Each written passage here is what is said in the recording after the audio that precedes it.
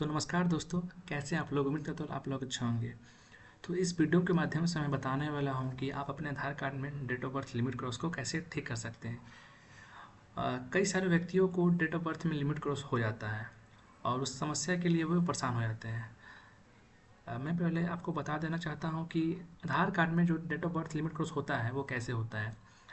आधार card के guideline के अनुसार आप अपने आधार कार्ड में केवल एक बार डेट ऑफ बर्थ चेंज करवा सकते हैं।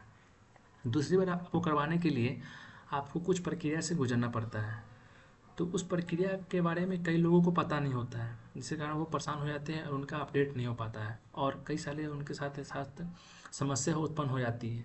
तो उसी प्रक्रिया को मैं आज आपको बताने वाला हूँ और मैं आपको ये बताऊँगा कि आपको कौन सा डॉक्यूमेंट यूज़ करना है, कौन सा डॉक्यूमेंट नहीं यूज़ करना है और आपको कहाँ कहीं जाना है या नहीं जाना है, कहाँ क्या अपलोड करना है, क्या नहीं करना है।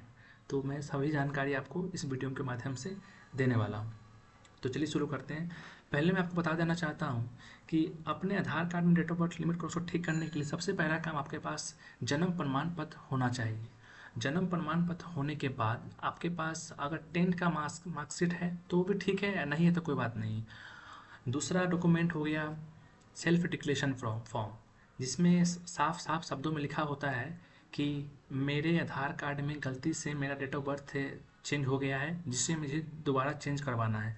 उसमें आप अपना डिक्लेरेशन देते हैं, साइन करते हैं, माता पिता अभिभावक का साइन लेते हैं और उसमें आप द्वितीय बार आधार कार्ड के जन्म तिथि अपडेट करवाने के लिए अनुरोध करते हैं। उसके बाद आप आधार सेंटर पर जाते हैं, आधार सेंटर पर डॉक्यूमेंट जमा करते हैं, लगाते हैं, तो वह रिजेक्ट हो जाता है। अब रिजेक्ट क्यों होता है वही मैं बताऊंगा। तो चलिए बताता हूँ पहले आपको क्या क्या करना है। तो पहले आपको जन्म प्रमाण पत्र ले लेना है। उसके बाद सेल्फ डिक्लेरेशन फॉर्म आपको ऑनलाइन से डाउनलोड कर सकते हैं। जैसा सेल्फ डिक्लेरेशन फॉर्म में बता दो कैसा होता है, मैं बता दूंगा, वीडियो उसका लिंक डिस्क्रिप्शन में दे दूंगा।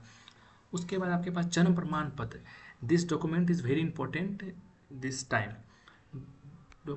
ये जन्म प्रमाण जो पत्र है वह सबसे इम्पोर्टेंट हो जाता है date of birth limit cross को ठीक करने के लिए।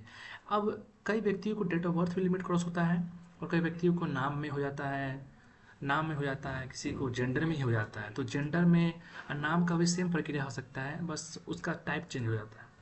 तो चलिए पहले मैं दिखा देता हूँ कि कैसे कैसे मैंने अपने डेट ऑफ बर्थ को अपडेट किया था। पहले मैंने क्या किया कि सभी डॉक्यूमेंट को लेकर उसको अटैच करके एक फ़ाइल बनाया। तो मैं आपको फ़ाइल दिखा देता हूँ। तो ये रहा मेरा फ़ाइल है, जैसे कि आप देख पा रहे हैं। तो जैसे देखिए, जन्म प्रमाण पत्र हो गया, यह जन्म प्रमाण पत्र हो गया। सेल्फ डिक्लेरेशन फॉर्म ऐसा कुछ होता है। सेल्फ डिक्लेरेशन फॉर्म जो है ये ऐसा है, ठीक ना, मैं दिखा नहीं सकता ठीक से आपको। और ये जो ये तो मैं बताऊंगा आपके बारे में, ये जो डॉक्यूमेंट है मैं बताऊंगा इसके बारे में। ये जन्म प्रमाण पत्र हो गया। ये जन्म प्रमाण पत्र ऐसा होता है कुछ, ये आपके पास ऐसा होना चाहिए ओरिजिनल। अगर फेक होगा तो आपको परेशानी हो सकती है, इसलिए फेक यूज करने का कोशिश मत कीजिएगा।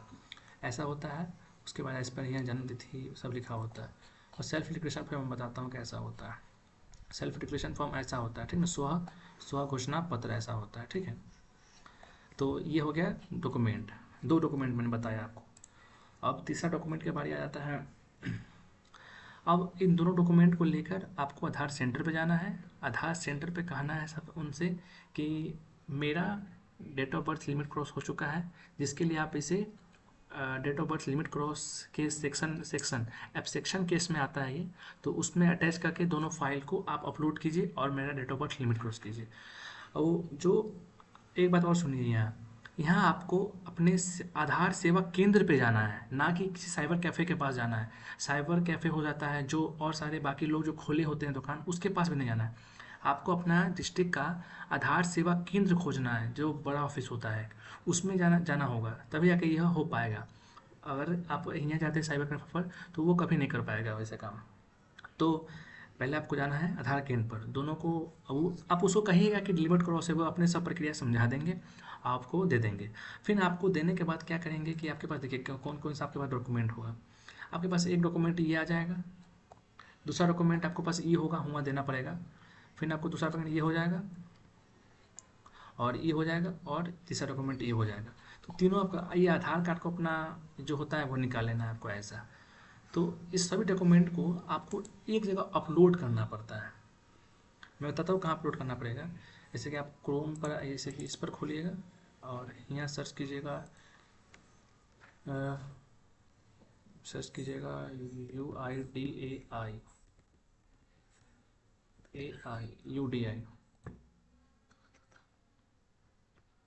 ये इस लिंक पे जाइएगा और थोड़ा लोडिंग ले रहा है।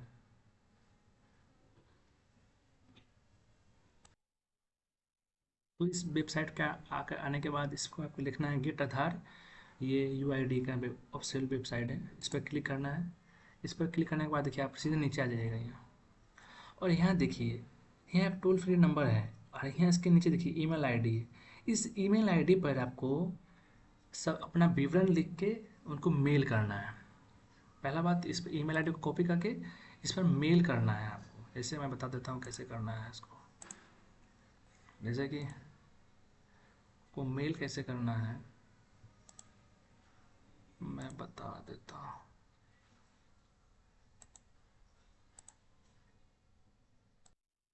तो ईमेल बॉक्स खुल गया मेरा। तो इस देखिए यहाँ UID का ईमेल है। तो इस पर आपको अपने जीमेल आईडी से, हाँ एक बात और सुनिए, आपको उसी जीमेल आईडी से डॉक्यूमेंट को अपलोड करना है जिस जीमेल आईडी से आपको, जिस जो जीमेल आईडी आपके आधार कार्ड में अपलोडेड है, मतलब वहाँ रजिस्टर है, उसी से करना है। जैसे कि मेरा ये रजिस्टर होता है। तो यहाँ आपको सब्जेक्ट लिखकर अपना पूरा नीचे यहाँ दे देना है कि मेरा इस कारणवश ये मेरा आधार कार्ड में लिमिट क्रॉस हो गया है, तो उसको ठीक करना चाहता है यहाँ। और नीचे सब आप अपना डॉक्यूमेंट अटैच कर दीजिएगा। अटैच करने के बाद, उसके बाद आपको क्या करना है, सेंड कर देना। उसके बाद कुछ मैसेज आएगा, उसके बाद वो प्रक्रिया में चला जाएगा। ये हो गया पहला प्रक्रिया, पूरा प्रक्रिया। अगर इस प्रक्रिया से 50% चांस है, हो भी सकता है और नहीं भी हो सकता है। मेरे हिसाब से लगभग नहीं हो सकता है, लेकिन यह प्रक्रिया होता है। तो इस प्रक्रिया के बारे में मैंने आपको बता दिया कैसे कैसे करना है, क्या क्या नहीं करना है। तो इस प्रक्रिया के बाद आपको इंतज़ार करना है, कुछ ईमेल उस उनका जवाब का इंतज़ार करना है। उनका जवाब आने के बाद क्या करना है, उसका वेट करना है आपको कि आपका उसमें लिखा होता है कि आपका समस्या को संज्ञान में ले लिया गया है और इसका प्रक्रिया चल रही है। उसके बाद आपको वेट करना है, कुछ महीने हो भी सकते हैं। अगर नहीं होगा, इस प्रक्रिया से नहीं हुआ, तो इसके लिए मैं एक दूसरा वीडियो डालूंगा दूसरा मेथड पर, कि दूसरा मेथड से आप कैसे चेंज कर सकते हैं। तो इस वीडियो के लिए इतना ही मैं दिखाऊंगा आपको, और अगले वीडियो में मैं आपको बताऊंगा कि आपको अब कहाँ जाना, अगर इस प्रक्रिया से नहीं हुआ तो आपको अब कहाँ जाना है। ठीक है, तो इस वीडियो के लिए बस इतना ही। मिलते हैं नेक्स्ट वीडियो में, और मेरे चैनल को लाइक एंड सब्सक्राइब करना मत भूलिएगा इस वीडियो को। मिलते हैं नेक्स्ट वीडियो में। कमेंट कर दीजिएगा आपको इस कुछ समझ में आया कि नहीं, जो नहीं समझ में आया वो मुझे कमेंट कीजिएगा।